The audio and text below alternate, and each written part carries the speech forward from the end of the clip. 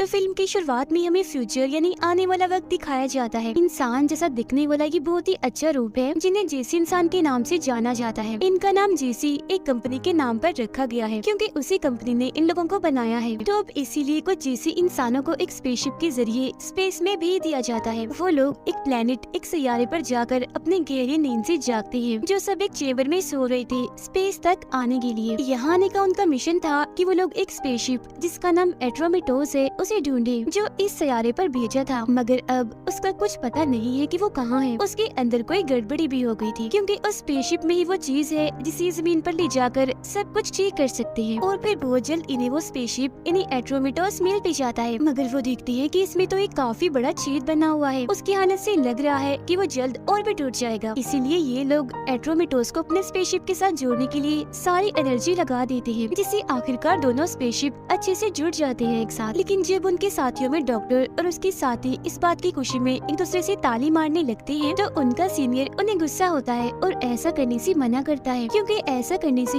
उनकी जेसी सिस्टम में खराबी हो सकती है। जिसके बाद वो लोग जेसी कंपनी के मैनेजर से राब्ता करते हैं और बताते हैं कि हमें एट्रोमिटोस मिल गया है और अब हम उसका कंप्यूटर भी चला पा रहे हैं। लेकिन हाँ, अब से पहले इस कंप्यूटर को 3 माह पहले चलाया गया था, जिसके बाद तो वहाँ से कोई खबर नहीं आई, न ही कोई वहाँ से जवाब दे रहा है। तो इस वजह से हमारा मानना है कि एट्रोमिटोस के सारे लोग मारे गए हैं। जिस पर मैनेजर कहता है कि अगर तुम एट्रोमिटोस को बचाने के लिए अगर कोई मिशन करना चाहते हो तो अपना वक्त ही बर्बाद कर रहे हो। तुम बस ऐसा करो, एट्रोमिटोस पर रखा सारा जरूरी सामान ले लो और बस वापस अपने स्पेसशिप में आ जाओ। और जो सामान तुम्हें बचाकर लाना है वो एक केमिकल का बॉक्स है, यानी जिसकी मदद से हम जमीन के माहौल को ठीक कर सकते हैं। तुम्हें तब तक वहाँ रहना होगा जब तक तुम उसे हासिल न कर लो। इसे लेने में तुम्हें 2 साल भी लग सकते हैं। अब हम देखते हैं इनकी एक साथी को जिसका नाम आयरिस है, जो अपने कंप्यूटर पर एट्रोमिटोस की सारी जानकारी निकाल रही होती है। एक वीडियो में एट्रोमिटोस का कैप्टन कहता है, शुक्र है आखिरकार कई रुकावटों के बाद हम यहाँ से निकल रहे हैं। मगर फिर दूसरी वीडियो में कैप्टन कहते हैं कि हर गुजरते घंटे के साथ यहाँ के हालात खराब होते जा रहे हैं, सब लोग अजीब हो गए हैं, बगावत पर उतर आए हैं। ये देखकर उनका सीनियर कहता है, क्या है ये आम इंसान भी हमेशा कोई न कोई गड़बड़ी कर देते हैं, फिर आखिर में हम जैसी लोगों को ही सब ठीक करना पड़ता है। अब अचानक से उन्हें एट्रोमिटोस से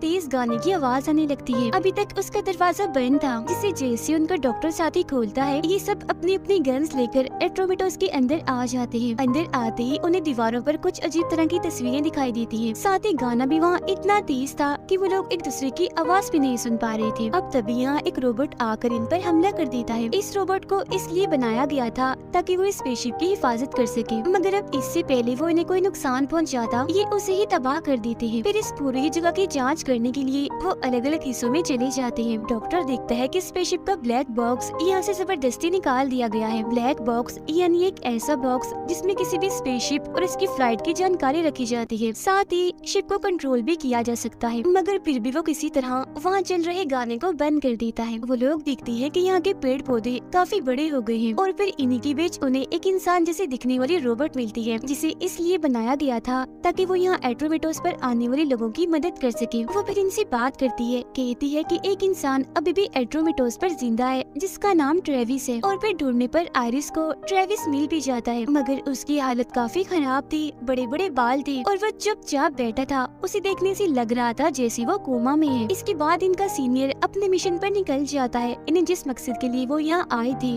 वो था केमिकल बॉक्स को ढूंढकर वापस लाना, मगर काफी ढूंढने पर भी वो उसे यहाँ मिलता ही नहीं। अब ये सारे लोग एक जगह पर इकट्ठा होते हैं। सब कहते हैं कि हमने हर एक जगह पर वो केमिकल बॉक्स ढूंढा लेकिन हमें वो कहीं पर भी नहीं मिला। अभी लोग अपने सिस्टम में ट्रेविस के बारे में पता लगवाने लगते हैं, जिससे इन्हें पता चलता है कि ट्रेविस एक इंजीनियर है। अब मजीद जांच करने पर उन्हें ट्रेविस के बारे में खास पता नहीं लगता। अब इनका सीनियर इन्हें बताता है कि बाहर से देखने में तो ट्रेविस बिल्कुल ठीक लग रहा है, मगर उसके दिमाग में काफी गड़बड़ियाँ चल रही हैं। हो सकता है किसी बड़े हादसे की वजह से उसके साथ ऐसा हुआ हो। अब इनका कमांडर ट्रेविस से बात करने की कोशिश करता है, मगर वो उसे कोई जवाब नहीं देता। तो इसीलिए वो ट्रेविस की जिम्मेदारी आयरिस को देता है, क्योंकि वो दिमाग की काफी अच्छी डॉक्टर है। अब सारी जानकारी हासिल करने के लिए वो रोबोट भी इनकी कोई मदद नहीं कर सकती, क्योंकि एट्रोमिटोस की तरह उसकी भी सारी यादें मिटा दी गई है। इसी दौरान डॉक्टर की दोस्त को कंपनी की मैनेजर का मैसेज मिलता है, जिसमें वो पूछ रहा था कि क्या तुम्हें केमिकल बॉक्स मिल गया है, और हाँ, मैंने तुम्हें बताना था कि तुम यहाँ काफी देर तक शायद फंसे रहने वाले हो, इसीलिए अपने इस वक्त का अच्छे से इस्तेमाल करो और केमिकल बॉक्स को ढूंढने में लग जाओ। अब आयरिस ट्रेविस के पास जाकर उसे दोस्ती करने की कोशिश करती है और पूछती है कि जो लोग एड्रोमेटोस पर आए थे उनके बीच की ताल्लुक दोस्ती कैसी थी, क्योंकि स्पेस में काफी दिन तक रहना इन चीजों पर असर डाल सकता है। अब आयरिस कमांडर और सीनियर के पास जाकर उन्हें बताती है कि मैंने जितने भी सवाल ट्रेविस से किए उसने मुझे किसी भी बात का जवाब नहीं दिया, मगर जैसे मैंने इस रोबोट लड़की का नाम लिया तो उसके चेहरे पर अजीब से बदलाव आने लगे, और इंसानों में ये बात हैरानी वाली नहीं है कि वो किसी रोबोट को पसंद करने लगे, खास करके तब जब वो रोबोट इंसान जैसी ही दिखती हो। और जैसा कि हम जानते हैं कि ट्रेविस एक इंजीनियर है, तो हो सकता है कि उसने इस रोबोट लड़की में बदलाव कर दिए हों अपने मुताबिक जिसे वो चाहता है, जिस पर सीनियर कहते हैं कि मैं अब इस रोबोट की जांच करना चाहता हूँ और पता लगवाना चाहता हूँ कि आखिर ट्रेविस और इस रोबोट के बीच में क्या है, और ट्रेविस ने अगर इसके साथ किया है तो क्या किया। जिस पर कमांडर फैसला करते हैं कि अब से मैं थोड़ी थोड़ी देर के लिए रोबोट लड़की को ट्रेविस के पास भेजूंगा, क्योंकि ऐसा करके वो लोग सारी बात पता लगवा सकते हैं, जिसमें वो इस रोबोट लड़की को चारे की तरह इस्तेमाल करेंगे। अब कुछ देर के बाद पूरे स्पेसशिप की बिजली चली जाती है और इन्हें पता चलता है कि ट्रेविस तो यहाँ से भाग गया है, और शायद वो अपने साथ एक गन भी ले गया है, क्योंकि वहाँ पे रखी एक गन गायब थी। अब गन लेकर आयरिस ट्रेविस को ढूंढने जाती है। वो उसे मिल तो जाता है, मगर वो देखती है कि ट्रेविस ने मुझ पर ही गन तानी हुई है, इसीलिए वो प्यार प्यार से ट्रेविस से बात करने की कोशिश करती है। वो जैसे उसे काबू करने वाली होती है कि तभी यहाँ कमांडर आ जाते हैं गन लेकर। वो आखिर ट्रेविस की गन नीचे कर देता है, जिसके बाद ट्रेविस को दोबारा से बंदी बना लिया जाता है। आयरिस कमांडर से कहती है कि जब मैं अपना काम कर रही थी तो तुम बीच में क्यों आई? तुम्हें मुझ पर, मेरे काम पर, मेरे तरीके पर शक है क्या? कमांडर बोलता है कि तुम ज्यादा अपना दिमाग मत लगाओ और सिर्फ मिशन के मुताबिक ही काम करो, ठीक है ना? उधर जब डॉक्टर और उसकी दोस्त साथ में थी तो डॉक्टर की दोस्त बड़ी ही अजीब चीज करती है। वो अपनी जैकेट उतारते हुए बोलती है कि यहाँ एसी के बगैर कितनी गर्मी है ना। अब उसका ऐसा बर्ताव देखकर डॉक्टर को काफी अजीब लगता है, क्योंकि वो एक जैसी इंसान है, इसीलिए उसे ऐसा कुछ महसूस नहीं होना चाहिए। अब कुछ देर के बाद इनका पूरा सिस्टम ठीक हो जाता है, जहाँ तभी फिर कंपनी की मैनेजर का मैसेज आता है, जिसमें वो कहता है कि तुम्हारा सबसे जरूरी मिशन उस केमिकल बॉक्स को कैसे भी करके ढूंढ कर लाना है, क्योंकि बाकी सारी चीजें तो बाद की बात है। आयरिस एक बार फिर दीवार पर बनी पेंटिंग्स और तस्वीरें देखती है और दोबारा से ट्रेविस के पास जाती है। वो इस बार उससे उन पेंटिंग्स और तस्वीरों की ही बात करती है, जिसके बाद वो रोबोट लड़की को दोबारा से ट्रेविस के पास भेजती है। खुद वो एक दूसरी जगह पर आकर एक छोटी सी कैमरा के जरिए उन दोनों को देख रही थी। वो देखती है कि ट्रेविस रोबोट के कान में मैंड्रिन जुबान में कुछ कह रहा है। अब आयरिस अपने सीनियर से बात करने जाती है, जहाँ वो कहता है मुझे याद नहीं आ रहा मैं यहाँ क्यों आया था, और ये काफी अजीब है क्योंकि मैं चीजें कभी नहीं भूलता। अब सीनियर को मैंड्रिन जुबान आती थी, इसीलिए वो इसके पास आई थी। वो फिर सीनियर को ट्रेविस की कही बात सुनाती है, मगर क्योंकि ट्रेविस काफी हल्का बोल रहा था, इसीलिए फिलहाल तो उसे कुछ भी समझ नहीं आती। इसीलिए वो कहता है कि अभी तो मैं इसे समझ नहीं पा रहा, तुम ऐसा करो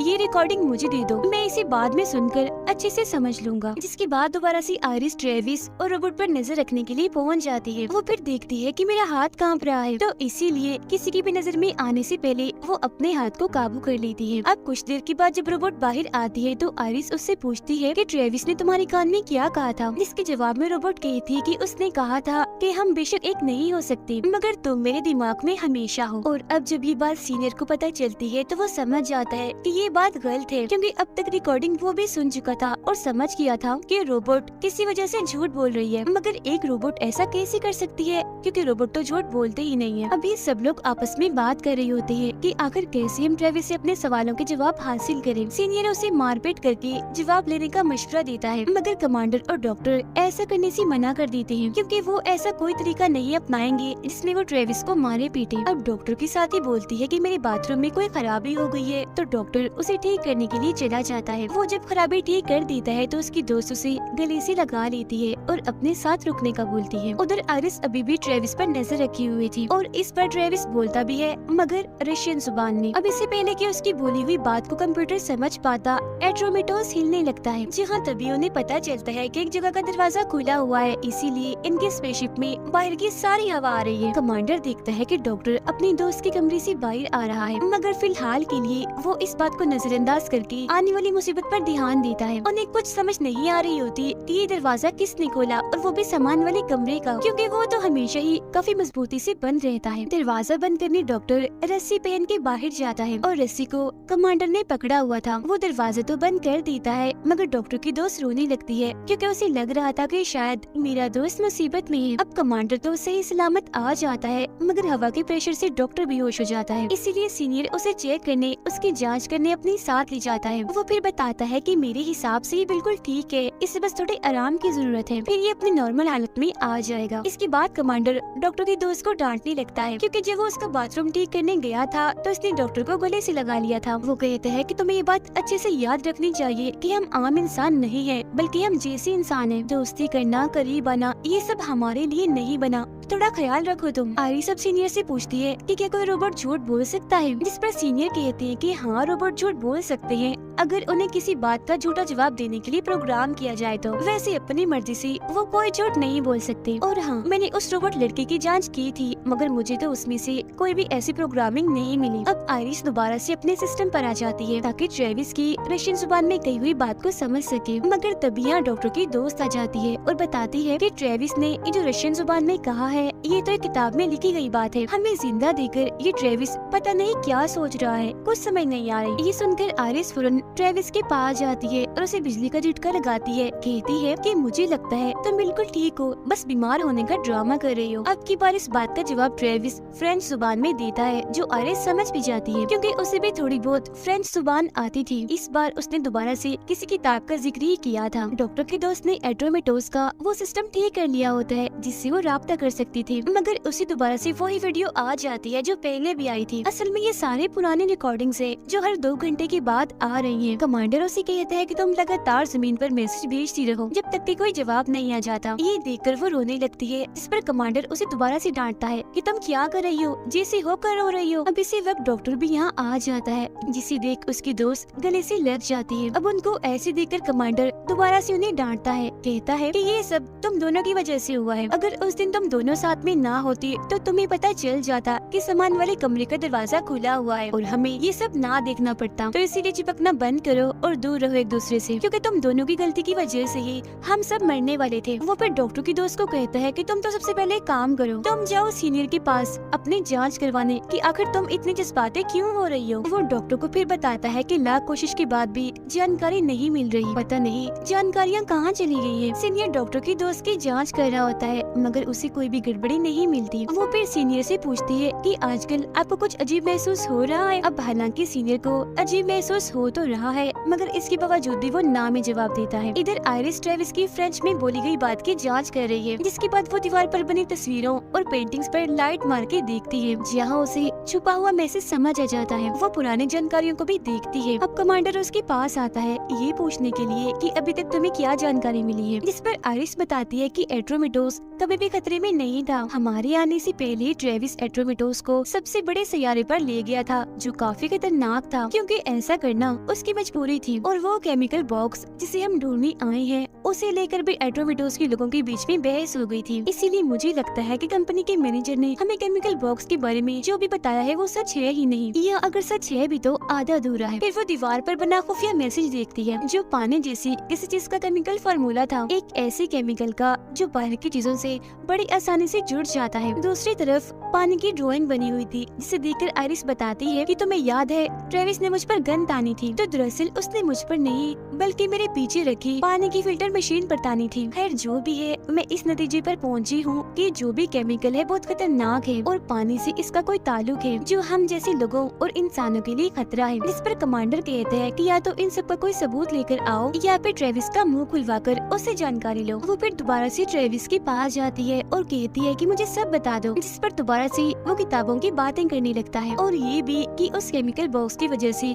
सब के सब मारे जाएंगे। साथ ही वो जोर से हंसने भी लगता है, जिस वजह से आइरिस को इतना गुस्सा आ जाता है कि वो यहाँ से चली ही जाती है। इस दौरान आइरिस और सीनियर दोनों के साथ ही अजीब होता है। आइरिस का हाथ कांप रहा था तो सीनियर बातें बोल रहा था। अब डॉक्टर कमांडर को बताता है कि अगर केमिकल बॉक्स को स्पेस में छोड़ा होगा तो वो बड़े प्लेनेट की जमीन पर जाके गिर गया होगा, मगर टूटा भी नहीं होगा, क्योंकि उस बॉक्स को खास तरह से बनाया हुआ था और जानकारी के बगैर उस बॉक्स को तोड़ना बहुत ही मुश्किल होगा, इसीलिए वो अभी भी वही सही सलामत हो सकता है। अब सारे हालात को देखते हुए कमांडर ये मंजूरी दे ही देता है कि कैसे भी करके ट्रेविस से जानकारी निकलवाओ, चाहे तो फिर उसे मारना ही क्यों न पड़े। फिर आइरिस साइंटिस्ट ट्रेविस के पास आकर पूछती है कि जल्दी बता दो केमिकल बॉक्स कहाँ है, वरना सीनियर तुम्हें बहुत बुरी तरह से मारेगा और लहूलुहान कर देगा। अब पहले तो वो कोई जवाब नहीं देता, देखता है कि सीनियर रोबोट के हाथ को नुकसान पहुंचा रहा है और फिर जैसे वो रोबोट के सर को झटका देकर उसे तोड़ने ही वाला था तो तब ट्रेविस बोलता है कि रुको, मैं बताता हूँ केमिकल बॉक्स के बारे में। मैं तुम्हें उस बॉक्स के बारे में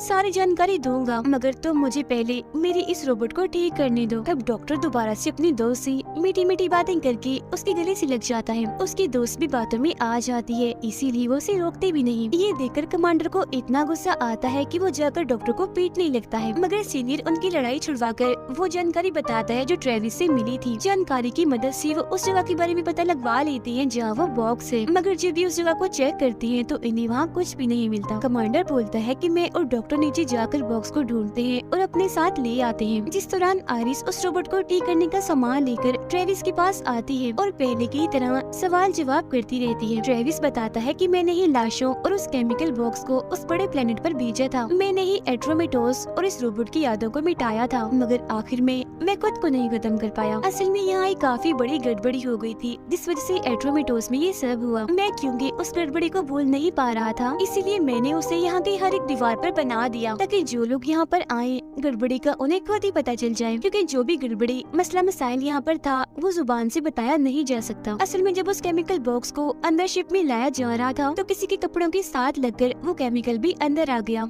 और पानी में मिक्स हो गया, जिस वजह से यहाँ का सारा पानी खतरनाक जहरीला जानलेवा हो गया और यही वजह है कि इतनी तेजी से लोग मारे गए। हालांकि मैंने इस बारे में जमीन पर मैसेज भी भेजा था, यानी कि केमिकल की वजह से पानी खतरनाक हो गया है और लोग मर रहे हैं, मगर मैनेजर ने बड़ी आसानी से ही हल्के से मुँह से ही कह दिया कि तुम्हारे पास पानी को फिल्टर करने वाली मशीन है, तुम उसके जरिए पानी को ठीक कर लो, मतलब कि पानी के अंदर से केमिकल को निकाल दो। जिसका मतलब साफ था कि मैनेजर इस बारे में पहले से ही जानता था। आगे वो बताता है कि हमारे लोग दो ग्रुप्स में बैठ गए थे। अब वो लोग जो जान गए थे कि ये केमिकल कितना खतरनाक है, इसे जमीन पर नहीं ले जाना, उन्हें मैनेजर के साथियों ने मार दिया और सिर्फ मैं जिंदा इसलिए बच गया क्योंकि मैं किसी की तरफ नहीं था, मगर फिर बचे हुए लोगों को भी कोई मारता जा रहा था। अब जिस लैब में जैसी इंसानों को बनाया गया था, यानी उस कंपनी की, वो इंसानों को खत्म करना चाहती है। यही वजह थी कि मैनेजर इस बॉक्स को बार बार जमीन पर क्यों मंगवा रहा है, क्योंकि इसके जरिए वो पूरे इंसानियत का खात्मा करना चाहता है। वो लोग इंसानों को इसीलिए मारना चाहते हैं ताकि इंसान के खून से जैसी इंसान को पहले जैसा ठीक किया जा सके, मतलब जो बदलाव जैसी में आते हैं वो ठीक हो सके। ये सारी बातें सुनकर जैसी आयरिस वहाँ से जाती है तो ट्रेविस अपने रोबोट को ठीक करने में लग जाता है। अब डॉक्टर की दोस्त के पास मैनेजर का मैसेज आता है जो कहता है कि ये मेरा आखिरी मैसेज है। आगे वो कहता है कि मुझे पता चल रहा है कि तुम लोग अजीबोगरीब सा महसूस कर रहे हो क्योंकि तुम्हारे डीएनए अब बदल रहे हैं जिन्हें ठीक भी नहीं किया जा सकता। और हाँ, ट्रेविस ने बिल्कुल ठीक बताया है कि इंसानों को मारा जा रहा है, इसीलिए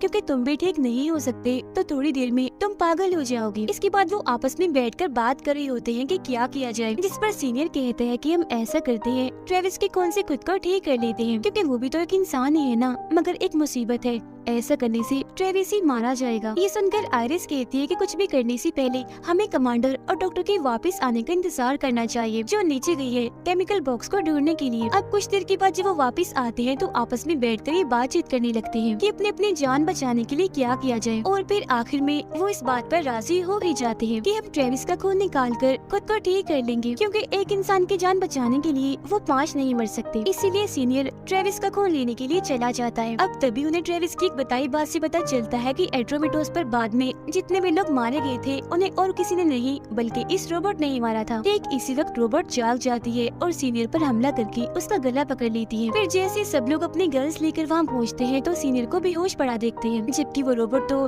ट्रेविस को अपने साथ लेकर भाग चुकी थी। अब तभी इन्हें कोई आवाज सुनाई देती है, इसे डॉक्टर चेक करने जाता है, मगर जब वो वापस आता है तो ये देखकर काफी हैरान और दुखी हो जाता है कि उसकी प्यारे दोस्त को उस रोबोट ने मार दिया है। अब इस बात से उसे इतना गुस्सा आ गया था कि आयरिस के मना करने के बावजूद भी वो अकेला ही रोबोट को ढूंढने के लिए चला जाता है। वो फिर उसे सामान वाले कमरे में मिल भी जाती है, मगर जहाँ वो पहले मासूम सी थी, चुपचाप सी थी, अब वो इतनी तेज हो गई थी कि काफी खतरनाक लड़ने लगती है। हालांकि डॉक्टर उसका मुकाबला करता है, उसे मारता है, मगर वो उस पर भारी पड़ के उसे काफी मारती है और आखिरकार उसकी जान ही ले लेती है। अब आयरिस को ट्रेविस पीछे से ढूंढ लेता है और गन से उसको बेहोश कर देता है। अब तभी इधर कमांडर आकर ट्रेविस पर भी हमला कर देता है। अब जब रोबोट यहाँ आती है तो वो समझती है कि आरिस बेहोश पड़ी है, इसीलिए उसके पास से गुजरती है, मगर असल में तो ये बस इसे फंसाने का जाल था। कमांडर ने तो दरअसल ट्रेविस को पकड़ा हुआ था ताकि वो रोबोट को कंट्रोल कर सके। जिसके बाद कमांडर और आइरिस स्पेसशिप के बिजली वाले हिस्से पर हमला करते हैं। ऐसा करने से